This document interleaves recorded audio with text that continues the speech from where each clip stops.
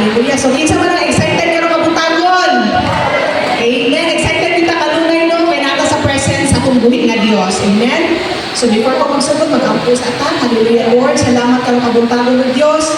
Sa iyong pagkamatinod-alon, pagkamaayo sa mga kinabuhi. Salamat sa iyong dakong gugma, O Diyos, na may rason na nagbarog kami karon, may rason na naa kami, Lord. Wala nilaing agenda, wala nilaing reason, Lord God, tumong sa mga pagkandi kung dili ikaw, tumong sa iyong gugma, Lord. Salamat kayo, Diyos. Ikaw mag-open sa mga spiritual eyes, Father God, na mong sabtan mong pulong, padawat mong pulong, ikinabuhi kini, Lord. Salamat sa imuhang kapasayloan, Lord, yung sa imuhang kapakyasan, Lord God. Matilin-alin ka sa mata ko sa kanamo, Lord. Ikaw mamuhat, Holy Spirit, have your way. Make me your mouthpiece, Lord God. Apart from you, I can do nothing, Lord. All the glory and honor belongs to you alone. In Jesus' name we pray. Amen. Praise God. Hallelujah. So, kinsa man ang nakasulay nga mahigugma. Amen, no? Daghan kayo klase-klase nga gugma, no? Gugma sa mag-asawa, sa ginikanan sa anak, sa mga maghigala, igsuunan sa pagpangalagad. So, ang gugma na anak nila sa tuwa. Pero radyo labaw nga gugma sa tanan. Amen? Labaw pa sa gugma sa inahan sa iyang anak, sa amahan sa iyang anak, sa mag-asawa, labaw sa tanan. Walay makatubong sa gugma sa atong buhi nga Dios. Amen? Praise God. Mapasalamaton ka ba sa gugma sa Ginoo? Yes, mapasalamaton ta mga igsuon kay tungod ang gugmahan. Nakabatong tagaluwasan. Praise God. Kung masabtan nato ang gugma sa Dios, dili nato mapugnan atong kaugalingon atong kasing-kasing. Kanunay kita mapasalamat una sa ilaha. Amen. So, karon kaputagon ang atong main verse diri sa makita sa 1 Corinthians 13:13. And now these three remain: faith, hope, and love. But the greatest of these is love. No? So, sama sa aking kanya, walay makalabaw sa gugma. Maski na imong pagtuong, kuya kay kag pagtuong, mamove mo ang mountain sa dagat, mga milagro, pwede nimo mahimo tungkol sa imong pagtuong sa Dios pag wala kay gugma, way kapuslanan ang tanan. Kaya ang gugma, ang labaw, maunay kinahanglan na makita sa matag usa ka Kristohanon. Amen? So pinaagyan ni gugma nakabato tagkaluwasan, pinaagyan ni gugma na ata diri karon nag-enjoy sa tanan pabor sa Ginoo mga igsuon. Pasalamatan na ato ni nasabtan, pasalamatan na ato ni gidawat kay dili tanang tao nakabaton sa atong nabatunan mga igsuon. Daghan karon na pasakagitgit, kagulanan, walay kalipay ilang kinabuhi kay tungod wala ang gugma sa Dios, wala ang presensya sa Dios sa ilang kinabuhi. No, sa 1 Corinthians 13, 1 to 3 and 5. Ana si Pablo.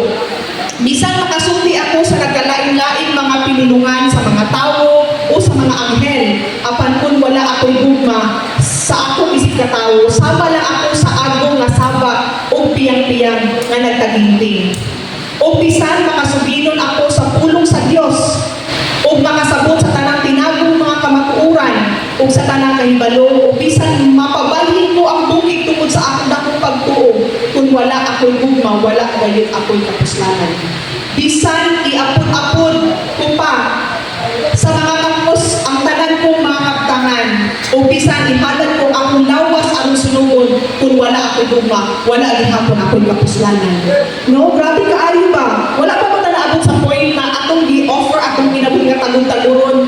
Pero sila Paul, alas na kabiling na mas i-persecute ni, i-torture ni para sa atong buhi nga Dios.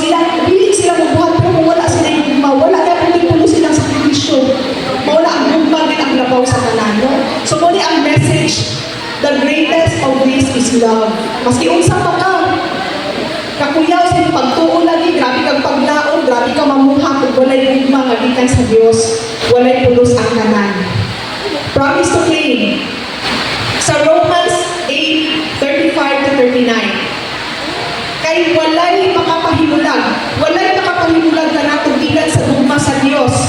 Bisan makasinatin pa kita og mga pag-antos, isa may nakasinatin pag-antos. Di na makapahimulag sa gugma sa tuboy ng Dios.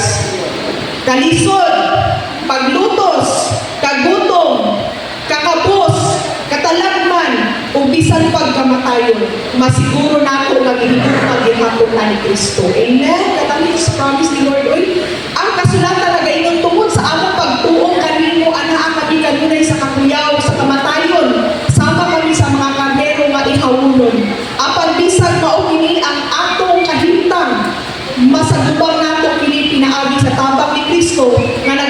ginaguma ka nato, no? Ato masagubang, ang ato ka na ginaatubang, tungod lagi sa gugma ni Jesus. Di na tungod sa imong kakuyaw.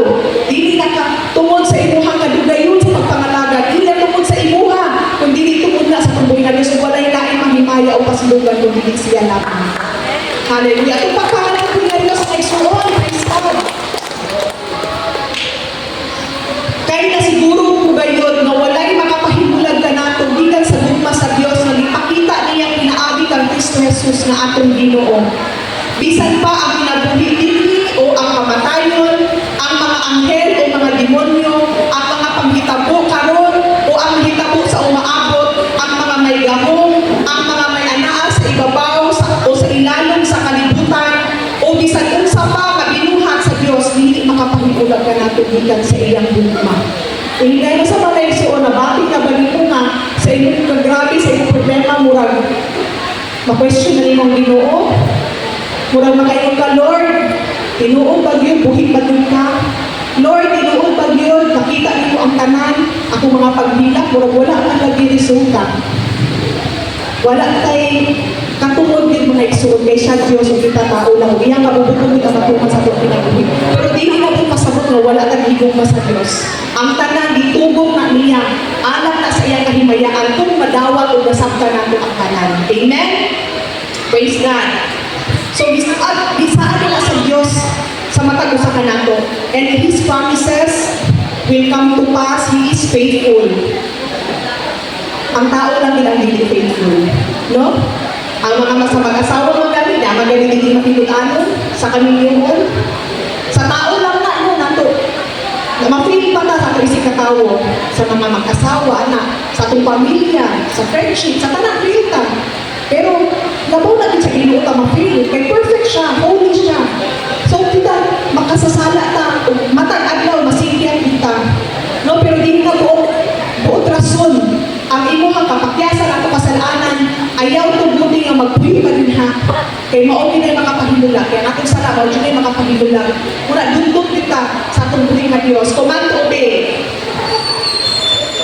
2 John 1:6. Ang gugma makita dinhi ka nato karon kung tumanan nato ang mga sugo sa Dios. No? So tumanan nato command to obey ni. Ug ang iyang sugo nga inyong nagdunggan sa kad nga kamo nituong maupili. Kinahanglan magkinabuhi kamo nga may paghigugma. Grabe mo, tanan dili ay ang bottom line is love. Why? Because God is love. Siya ang foundation, love ang foundation. Everything we do must be because of love. Walay laing motibo. Kung sa pa sa command to obey, 1 John 4:21, busa maupili ang sugo, naghihatag din Kristo ka nato o sugo niya. Ang tao na nahigugma sa Diyos, kinahanglan usab na mahigugma sa iyang isip igsuon. Amen? Isa may nahigugma sa Diyos. Amen. Yun. Isa may nahigugma sa isip ka tao. Amen. No? So, si Lord ang nasayo sa matag-usahan kasi unsa ta mag-express. Kasi gusto kita ngayon, I love you Lord. Pero pa ako sa isip ka tao, laki na kayo ka. Gusto na kayo maghusga. Diba? Sige ta pamantay sa mali sa uban. Ura na mag-perfect ta. No? Sige ta pagawaan sa bugnaw sa namon. Kita di ay dapat kita kapakyasan mas labaw pa sa uban. No? So, kung naagong ba sa Diyos at dili tayo ng anak. No? Magpasaylo ta mo, sabot ta, magpaubos ka. Kung kay mauna ang guma. 1 John 3:18. Mga anak, dili lang kita magsulti nga nahigugma kita, kundi ipakita nato sa atong mga binuhatan nga tinuod ang atong paghigugma. Colossians 3:14.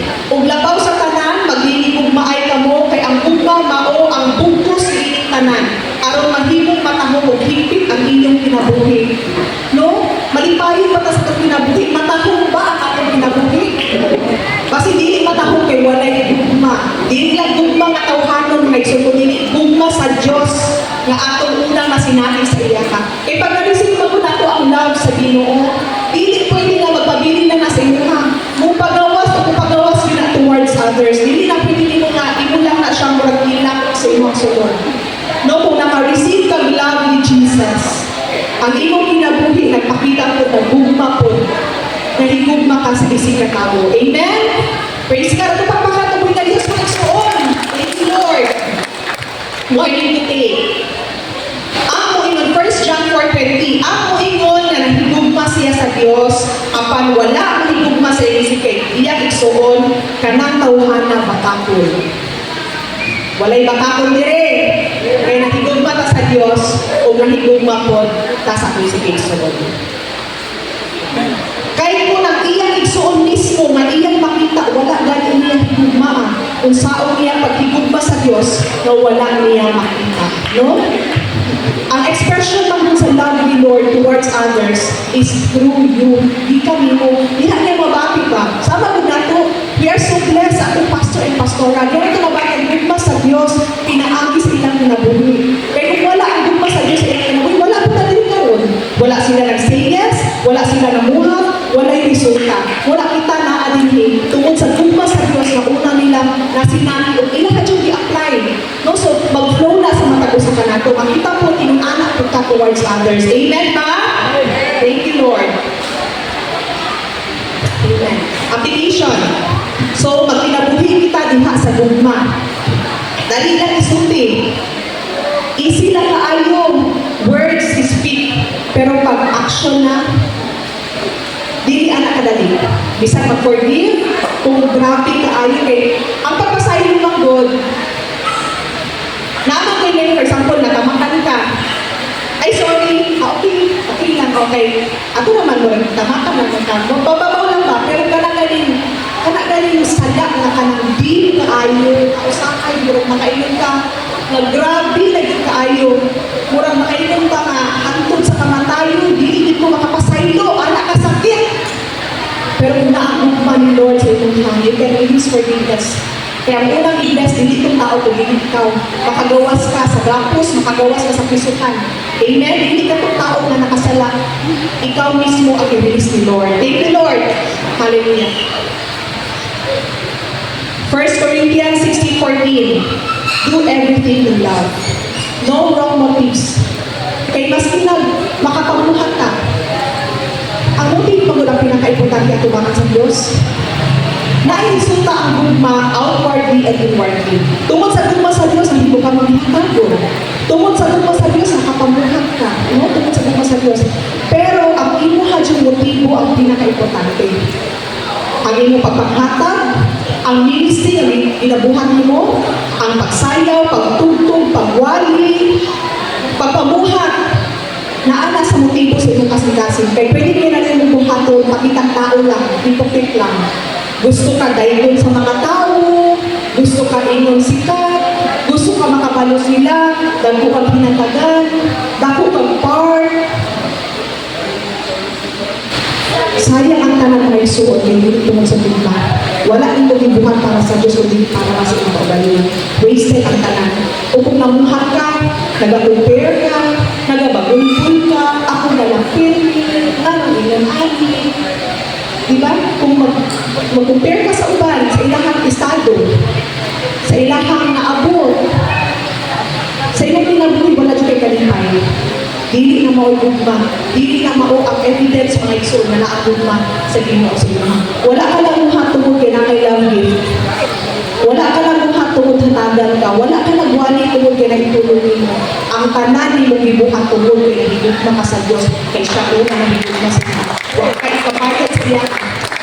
Last two verses. Psalms 51:10. Himo ang hindo ang akong kasing-kasing mo Diyos at hatagi ako pag-usap o maging ano Espiritu. Mga igsoon atong kasing-kasing mo na akong soul and our soul will last forever. Mo na ang Ginoo importante din kaysa kasing-kasing labaw sa paggawas natin mga igsoon. And Proverbs 4:23, above all else, guard your heart. Guard your heart, mga igsoon. Basi na nanay wrong motives din na. Guard your heart.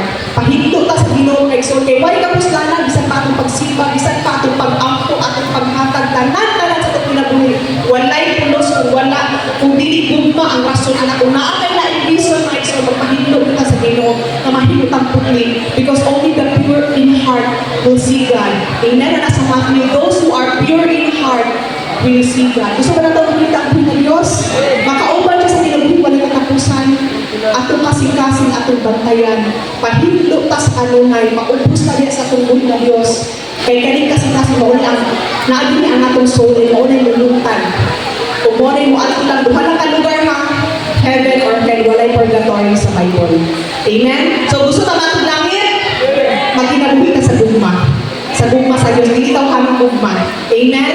So kung hanggang matago sa pagpamundo, alam sa pagpulo.